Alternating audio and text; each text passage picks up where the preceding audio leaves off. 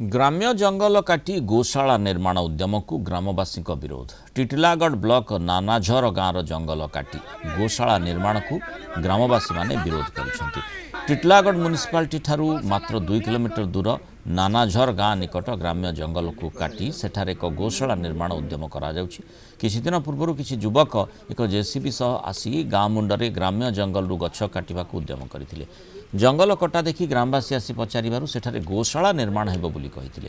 तेबे एनै ग्रामवासी को कोनसे मतामत निया जाई नथिबारु ग्रामवासी आकु तीव्र विरोध करिबारु युवक माने जेसीबी नै पळै जाइथिले।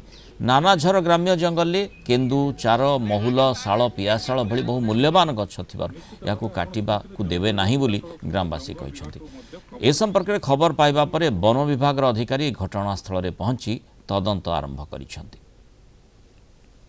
एबे सरकार कहते जे एक पेड़ माँ के नाम आउ से समय आमर जदि हजार हजार गछ को काटे जदि गौशाला करा जाए से केते दूर तक को समस्त हितकर हेब सेटा आपण माने माध्यम रे आम सरकार को पचारू सर। गो सेवा करवार खराब जिनिस नुहे से भल जिनिस हेले ई जगह रे नहीं करूँ तो आमे गछ लगी आम ऑक्सीजन टे पाऊँ आ विभिन्न प्रकार पशु पक्षी इने बसवास करुछन बहुत बढ़िया परिवेश रोचे। जदि एता नष्ट हो जाए आमको बहुत असुविधा हवा। ग्रामवासी मैंने इनफॉर्म कला पर स्पॉट के आसिक पहुँची छूँ जगहटा तो गोचर अच्छे आगे आम तार विषय तदंत करुँ और आपण मान के जनामु।